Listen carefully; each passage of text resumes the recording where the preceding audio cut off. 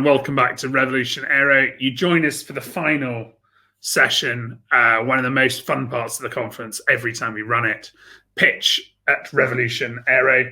We're delighted to have three expert judges, Lars Mithke, Avocent, who advises aerospace companies and private equity, Stuart Mockery, senior demonstration pilot and safety specialist at Textron Aviation, staying up late in the UK, you can see by his window, and bright and fresh, coming to us from Washington, Kirsten Bartok, Toe of Air Finance. How is everyone? Very well, thank you. Very good, thank you, Elsa. Great. So, shall we get going? We've got three companies, startups who are going to. They haven't left this one. Three startups who are going to pitch us. And then you guys get the chance to ask each of them questions. I don't need to be there for that. And we'll go straight to advanced blast, Roger Sloman. Hi. Good evening. Okay. I'm going to show you something that you weren't expecting, possibly. This is work we do with protecting armoured vehicles from mine blasts. Can you hear me now?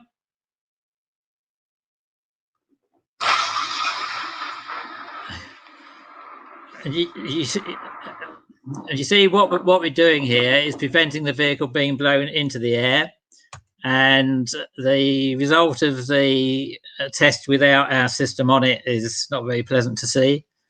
Result of the test with our system on it, you get an intact vehicle, and the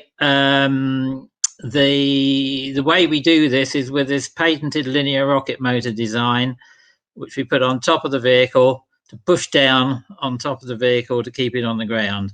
And the thing is, we deliver lots of impulse very quickly to do that. And we also stop the belly plate being deformed and destroying the vehicle.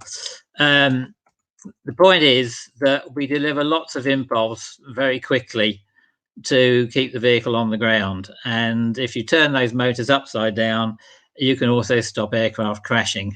And the original concept was to make the linear rocket motors the skids of the helicopter. And then you can wait until you know you're going to crash, you fire the motors up, and that prevents the helicopter hitting the ground too hard. eVTOLs then came along in 2016, and one issue with them that's going to prove to be a problem, I think, is that they are very vulnerable to anything going wrong during the VTOL phase of flight. And even a stall landing there wasn't so easy either. You can fit a ballistic parachute to, if you have an emergency. These are used in the Cirrus light aircraft. Trouble is, you can't open the parachute fully, otherwise it'll tear the aircraft apart. So you have to open it slowly, and that results in a rapid drop of the aircraft of at least 300 feet. Which means that you have a 300-foot safety gap where the BRS system isn't working. So what we do is to have a small drogue parachute which can be launched at any speed. The problem with the large parachute is that you can't launch it at full speed or at any significant speed. So if we change that for a small parachute, to give a maximum descent rate of 25 meters per second in the worst case scenario. The rockets between the parachute and the aircraft deal with 15 meters per second.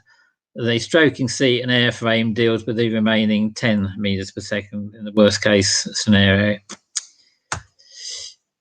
One key issue is that you've got to put twice the thrust as the weight of the aircraft to deal with both gravity and the descent rate.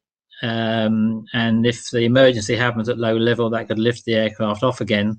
So you need to kill the vertical thrust when the aircraft lands. And to do that, we simply mount the motors as a pair and just rotate them. So we turn the thrust horizontally.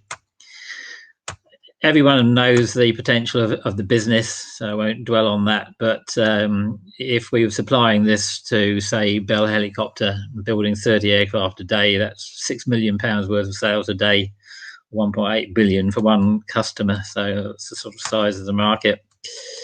Safety is paramount. EASA have set a high target, the same as commercial long-haul flights.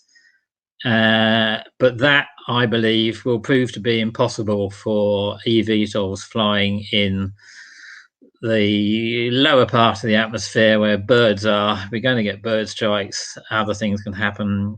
Accidents happen on takeoff and landing quite often. So I think there's going to be issues with meeting that target. But our system would help get much nearer.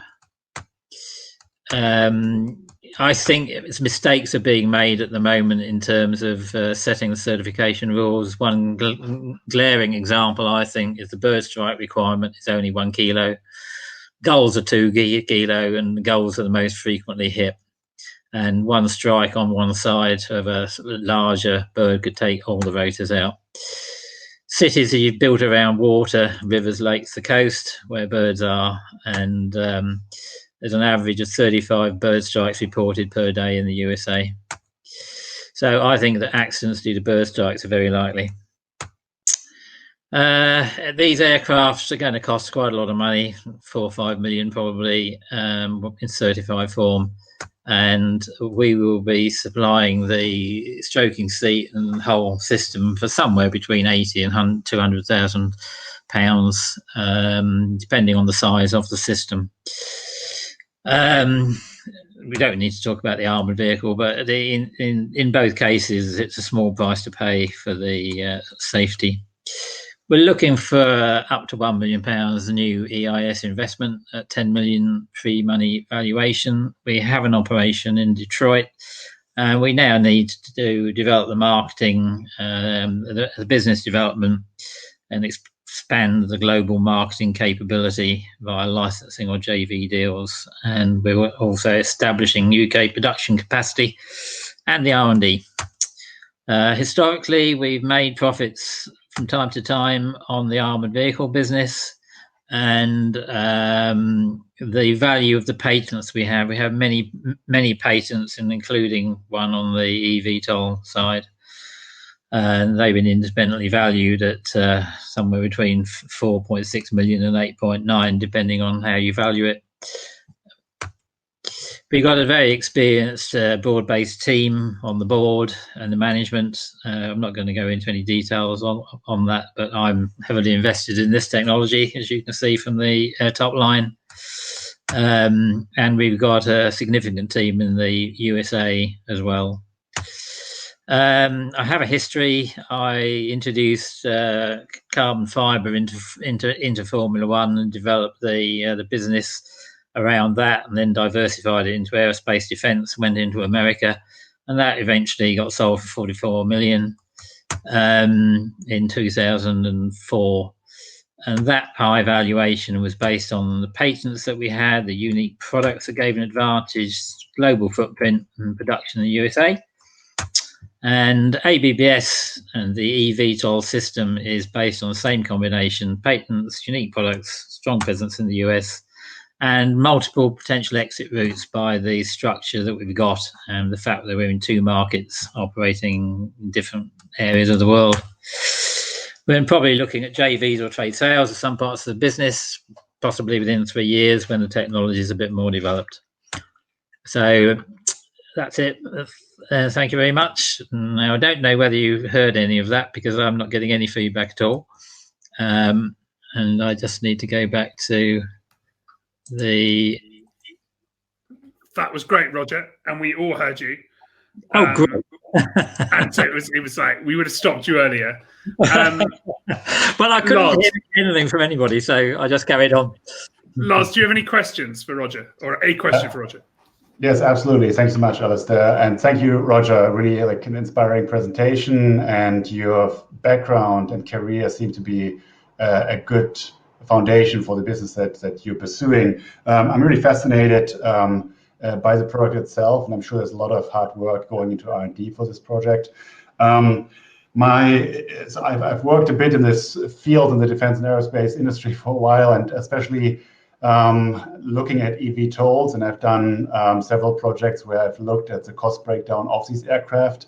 And quite frankly, I have difficulty imagining an 80 to 100K price point for any component and that many explosives on a civilian FFA regulated aircraft. So I think the direction you're going on the defense side for vehicles is extremely promising. That is something that is being researched quite a bit. And I guess one of the questions for me would be to what extent you are investing in partnerships there with US or UK manufacturers. Yeah, just to go back and pick up the point about the explosives. Everybody seems to think the rockets are powered by explosives. They're not. They're powered by propellants, which, if the motor casing were to explode for any reason, it actually goes out. The propellant only burns when it's under high pressure inside the motor casing. So, just to correct that impression, no, I mean we're in the early stages, and we are looking for the right sort of partnerships to work with, especially in the USA. So this is why I'm giving the presentation now, and I have been to all the Uber Elevate conferences and the Vertical Flight Society. Hi, Kirsten. We have met. So I have been spreading the word over there for three or four years. But the new version of the system, where you get rid of the big parachute, which is the cause of the 300-foot safety gap, is critical.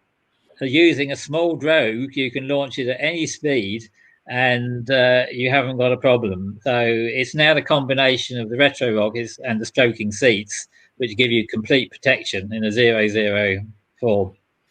That's the key point, really. Okay, that's brilliant. Very quickly, Brad Templeton's asking, what if the aircraft isn't horizontal when the ground's coming up?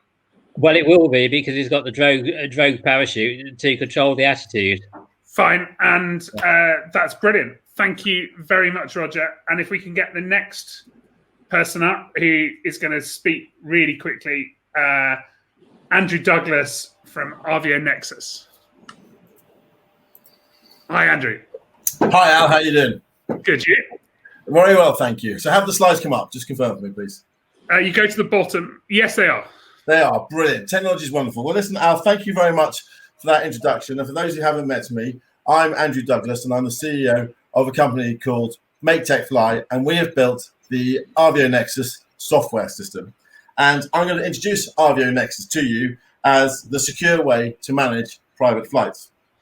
Now, as you can see, I have been involved in numerous parts of aviation, but prior to that, I had a career as an Army officer. And incidentally, I was in charge of the best blast-protected tank that the Army ever made. So there you go, a link to our previous speaker. But coming into private aviation, firstly as a pilot, secondly as an aircraft charter broker, and now as a tech company owner, I've seen that there's much great technology in the sector, and a lot of it's in the cockpits and in the aircraft we fly, but there's no standard system for organizing or booking our clients. And as what we've got to do, as a broker, sometimes I get passport information and data in up to 9 different ways from the same client to the same flight. I would then have to translate that data into my own system to send it on to the operator. The operator would then put that data into their way of working. And each time we do this, we have the danger of transposition errors and we waste each other's time. Now, with the general uniqueness of each private flight, it's hard to pull everyone together. But pulling everyone together is exactly what we must do, even though sometimes organising our passengers is just as bad as herding cats. Now, you can see from my slide that each trip is bespoke and there's lots of small operators. And as we drift beyond traditional air mobility, I think some of these problems are going to be exacerbated. So the old way of working, it's slow, it's insecure, it's outdated, and things have got to change. And one of the biggest changes that we have is the GDPR requirements in Europe and the requirements of data security in other parts of the world, such as Asia, Australia, and America. And some of us in the UK will be aware of the fines that both BA and EasyJet were given. So, regardless of aircraft type, as we build a private flight together, we need a system that pulls in this GDPR protection for all we do, the data security requirements, and the cooperation with all the other parties involved.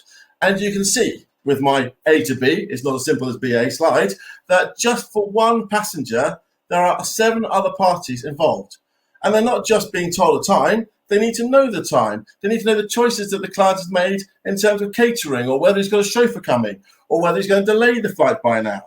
So we have to put the passenger front and center in everything we do. But as an industry, we send all this communication, all this data of high net worth individuals in a very insecure email system. And that's got to stop. Firstly, because of the protection requirements of data these days, but also because we're using up about 100 emails per flight, and it just wastes our time. Last week, we took 40 emails between us and an operator to sort out a catering issue. Now, all this bad data, it causes failures, and we need to remove those failures. We get people on the wrong date, we get people at the wrong time, we even end up leaving luggage behind in this industry. It's not good. It is, as they say in Scotland, a stramash, to use the local vernacular word. But there's a change coming, and this is what we do. Using a single source of truth, we allow all parties to see in real time how the flights are being built. Because of our mobile-based approach, we put the power in the palm of your hand. Each data interaction or update is shown instantly and in real time, from catering choices through to luggage loading, through to seating plans and or seat sharing, and through, if any delays, if we have them. We're also introducing the payment system to make the whole process much simpler and much more secure. And now, my man is going to run the VT, so can you please play the short video we have showing the system?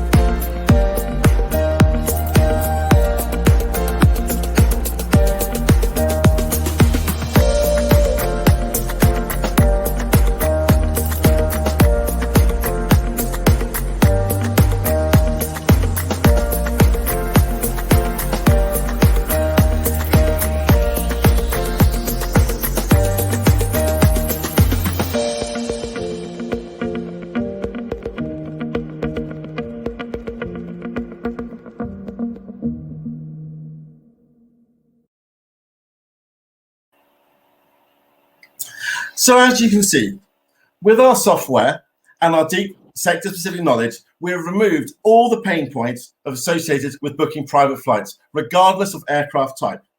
We've increased the speed of bookings and getting all the relevant data about every single flight sent to the relevant party. We can now literally do this in minutes. And by doing this, we save all parties time and money. One of our clients has given us the great quote of saying that this system takes the datedness out of air charter. But it's not just air charter. It's also organising Part 91 flights or organising helicopter lifts. We have many more features that I'd like to show you, but unfortunately, you only gave me 7 minutes, and the AvioGuide took a bit longer. So we've only just scratched the surface of what the features that the AvioNexus system contains.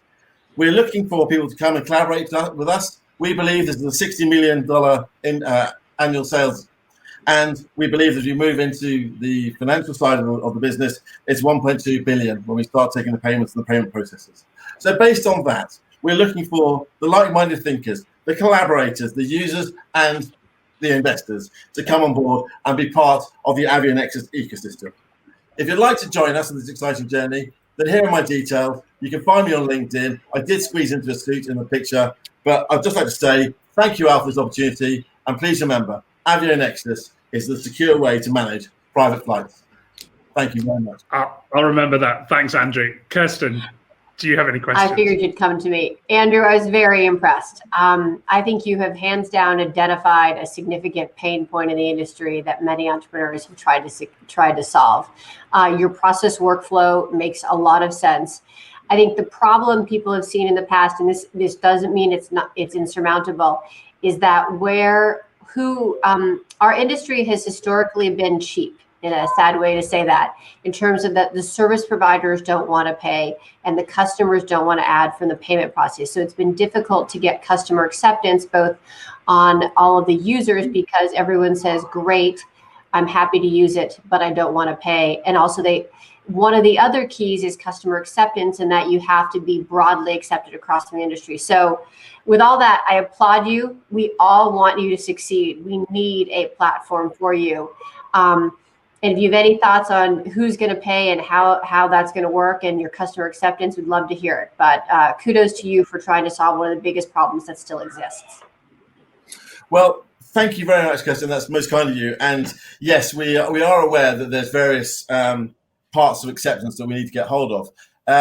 In terms of the payment issue, the price point we've set it at, everybody has asked us why we're so cheap.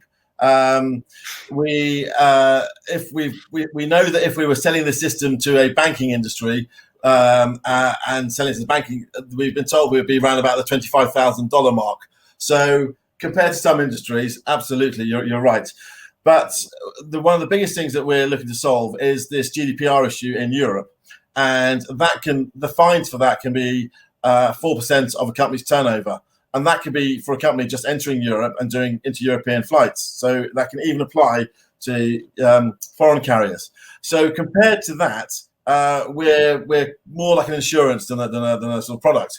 But you're absolutely right. We're well aware that worldwide or both sides and the balanced acceptance is what we're after. So a good mix of brokers using us, a good mix of operators using us. And because the way that the system works and it provides that protection to FBOs, they've been really keen about using us. And again, you didn't see it, but we've invented something that we spoke about on one of the CGIs, which is our contactless FBO system. That using AvioNexus, people do not need to now get their passports out and interact with people as they come through an FBO. We can just do it through the facial recognition software that can be used on any mobile phone. Brilliant. Thanks so much, Andrew. And I think you went over the 7 minutes as well. Now go to Jeremy Fitton at Skylifter. Thank you, Alistair. Good to see you again. Thanks for the invite, for the presentation. Hello, judges and fellow aerospace professionals. Sometimes we think it's good to take a step back, look at the big picture. With aerospace, you'll see that all the activity is fundamentally supported by revenues from just passengers and cargoes. And our business decisions, profits and losses and investment plans, they're all subject to the ups and downs of passengers and cargo. What if I could show you a third revenue stream, one that would inject many hundreds of millions, if not billions, into the existing operators, MROs and air finance? A revenue stream that would mitigate the risk of reliance on passengers and cargo. I see it, and it comes from a market with permanent growth, where the margins are high and the customers are captive because they have little to no choice. So what is this mysterious revenue stream? It's from the market of construction, not construction for aerospace. I'm talking about all big construction everywhere. Cranes are needed, lots of cranes. In fact, last year, the revenue of the top 10 crane companies was $27 billion with a 12% growth. And the operating margins are just to dream of. Now, I accept that the aerospace sector has already entered the fringes of the construction market with helicopters used by builders mostly as a last resort, but jobs are ad hoc and short-lived. In order to maximize penetration and to access the construction market sustainably, we need an aircraft type that breaks through all the technology limits of rotorcraft. We need an aircraft with payloads beyond 20 tons, whose operating costs are dramatically less, whose flight is super quiet and with virtually no emissions. And critically, the concept of operations and the job cost has to be in the ballpark with the customer's current solution of using land cranes. There is a solution that ticks all these boxes, and it's the Skylifter, seen here in this illustration. Now, I hear your first thoughts. Airships, yeah, that's kind of been tried before. What makes you think you'll win where the primes have failed? Well, firstly, the configuration of the aircraft. You see a large aerostat and a fabric structure using lighter-than-air technology to lift the whole aircraft and its payload. A command pod is suspended below with solar electric propulsion on the sides, and the crane hook and ballast pods are seen underneath in red and blue. And because it's floating, it really is genuinely sustainably green.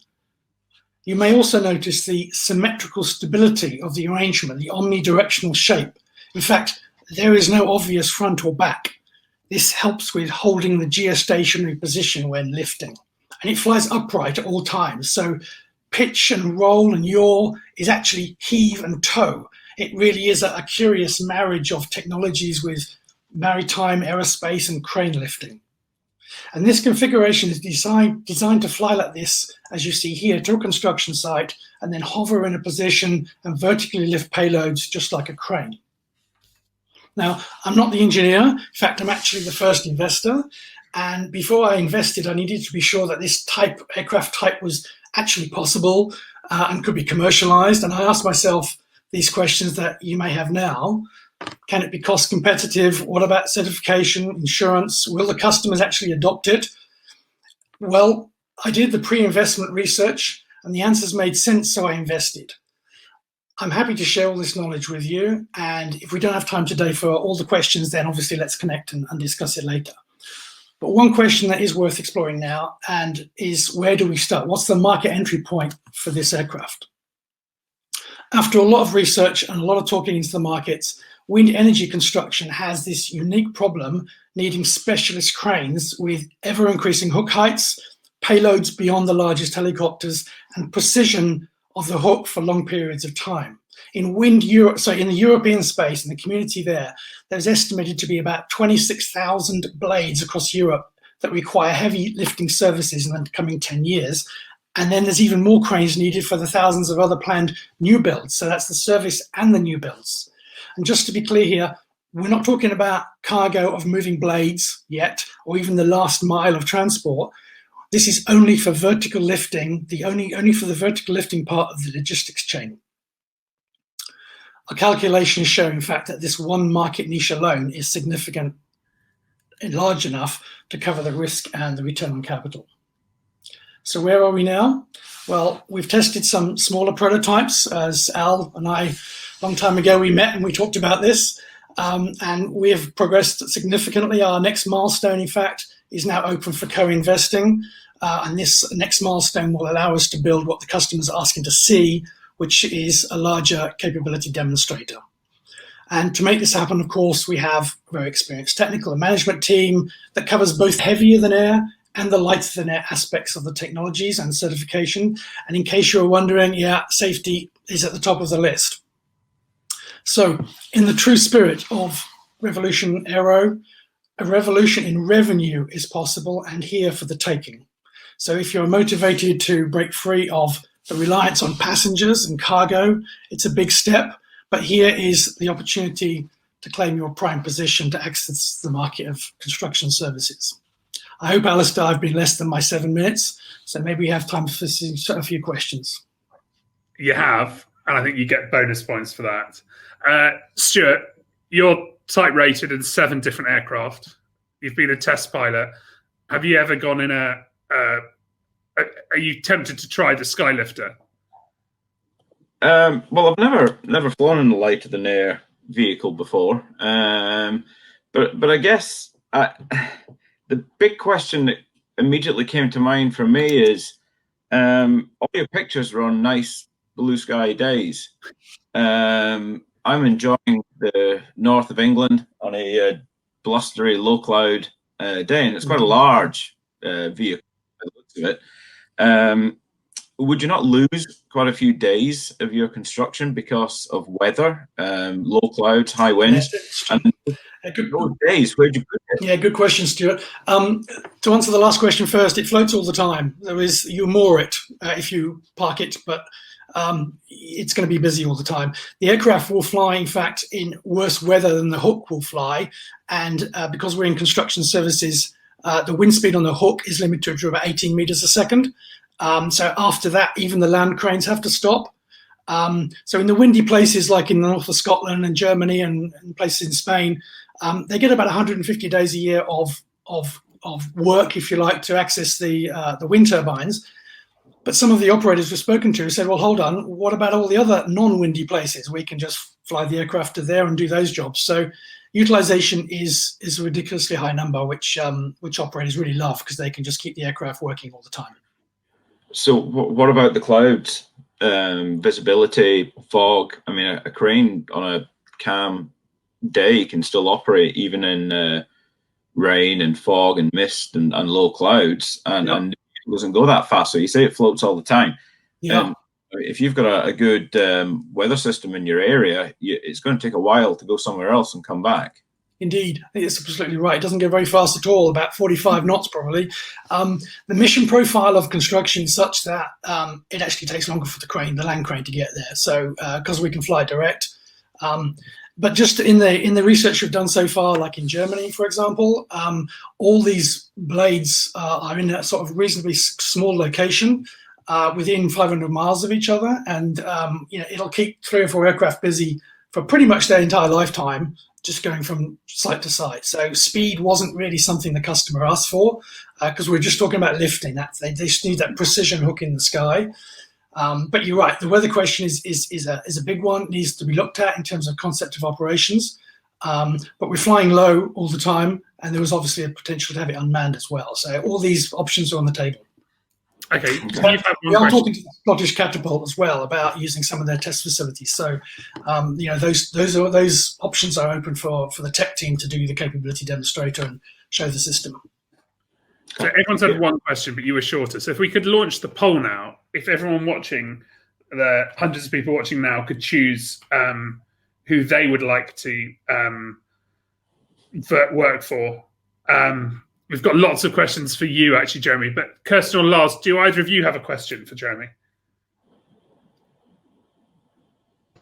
Yes, actually, I have one question, Jeremy. Do you have any intellectual property that is applicable in adjacent markets? So maybe other ways of monetizing this idea, if this isn't the first success as you're planning it to be at the moment, are there parts of it that you could use in other markets? Yes, but I can't tell you. I think when you start looking at the business plan and the program that we have, the certification program, there are spin-offs and spin-off opportunities into other markets, but the focus is construction, and for wind specifically, customers are waiting. They're saying, look, you need to build this and you need to build it quickly because we need it now. So our entire focus is down that channel at the moment. But in terms of other components, like, for example, fuel cells and propeller systems and everything else, those are going to be joint developments, and we're actually working with some suppliers in various countries around Europe and the UK who can actually help put the pieces together for us in terms of the deep dive on the technology. Okay, we've got a great comment specifically about surveillance. Sorry, Lars, was that question answered? Is that all right? Yes, thank you so much. Very good, and thanks, Stuart, for the good question, and we should connect, and I'll talk to you more about how we handle the weather in Scotland. We've got a good comment from no one knows how to handle the weather in Scotland. I've got a question from Daryl Swanson.